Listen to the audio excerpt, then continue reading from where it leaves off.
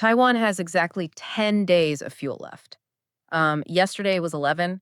You are watching a real-time, inescapable countdown to a total blackout. 10 days. Well, let me erase those days.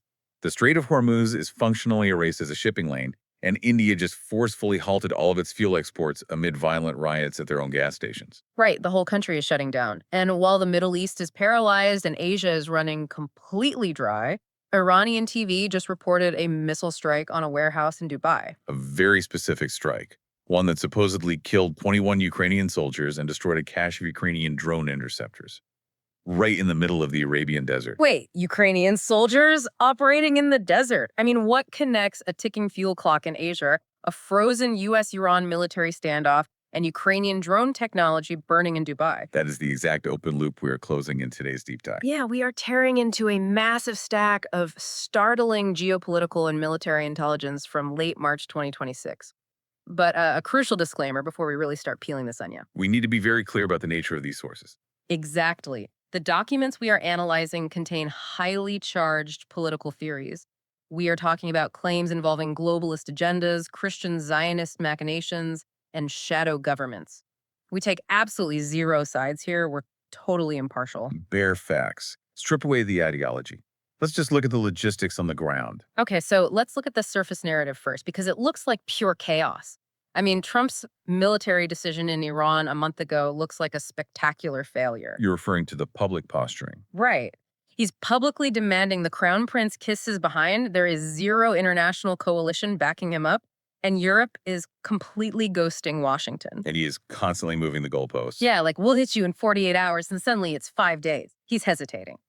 Meanwhile, Iran isn't just waiting around. They are terrifyingly prepared. They are rolling out 40-ton rockets. Exactly. And they have 40,000 Shahed drones hidden in these underground shafts stretching for kilometers. And remember, these are cheap, low-flying loitering munitions. They swarm and overwhelm multi-million-dollar radar systems. Plus, they are immune to American electronic warfare. Right, because they aren't relying on satellite uplinks. They use this unjammable, buried ground wire communication network. The Islamic Revolutionary Guard Corps operates like a decentralized Hydra. You sever the head in Tehran, the hands just keep launching missiles. So the United States military looks utterly incompetent. It's like a botched, panicked blitzkrieg. If you're only looking at the surface, sure.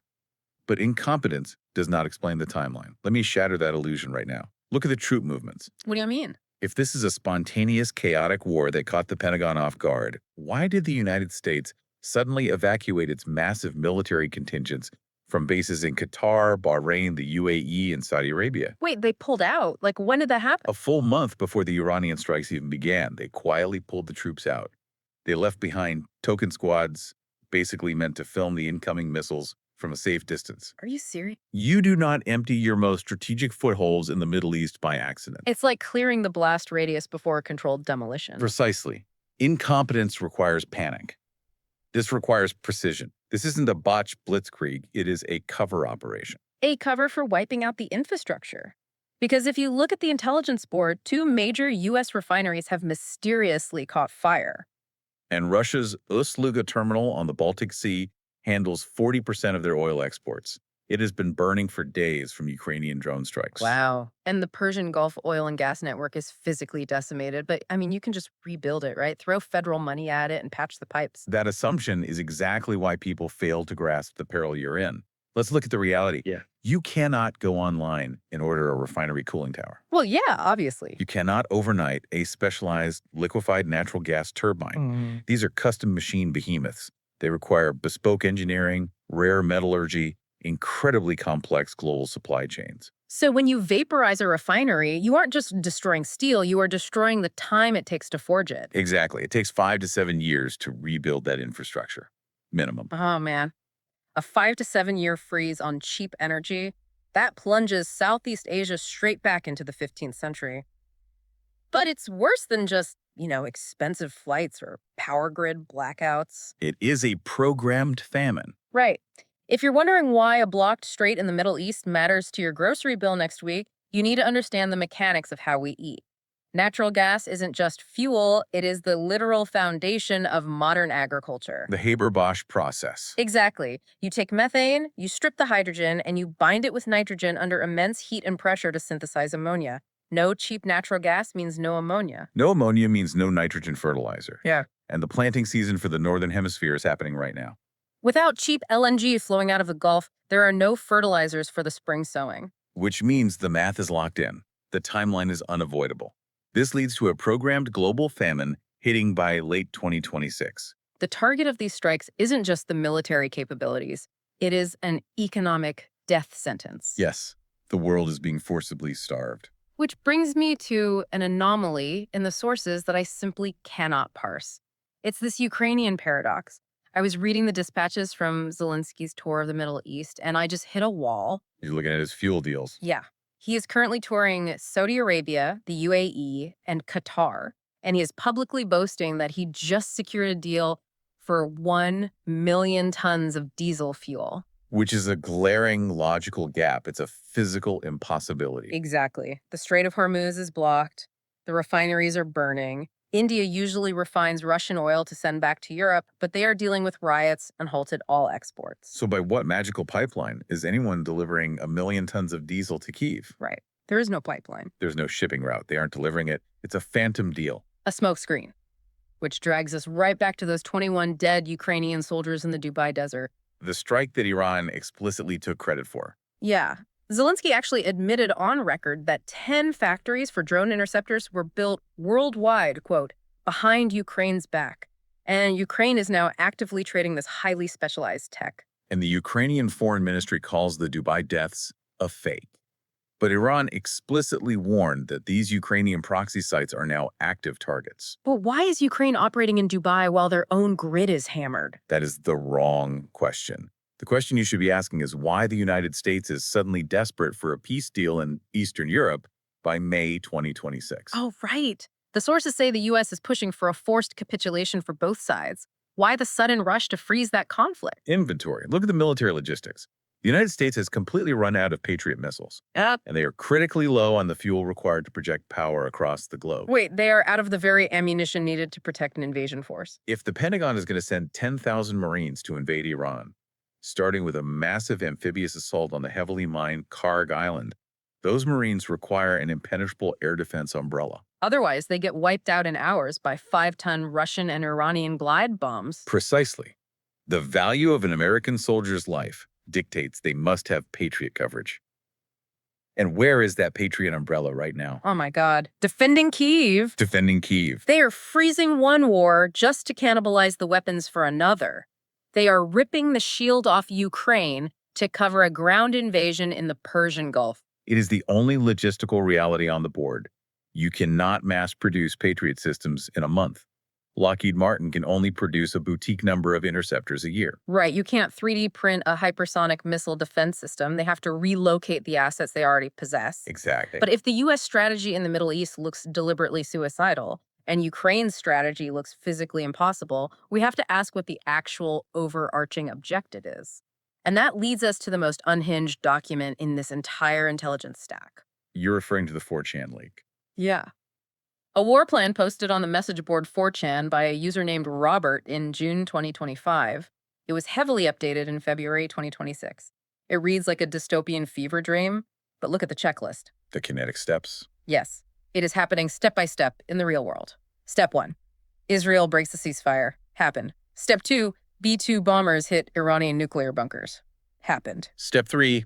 Gulf oil targeted. Prices spike. Hormuz blocked. It is playing out frame by frame. I will grant you that the kinetic military steps align flawlessly with current events, but we need to heavily filter that document. The latter half descends into sheer madness. Like the alien stuff. Yes, it talks about fake alien invasions. It references MJ-12 synthetic soldiers, which is just regurgitation of classic 1980s UFO conspiracy lore. It claims 5 billion people will die by 2027. But doesn't that much crazy completely invalidate the leak? No. Yeah. Look at the psychology of modern warfare.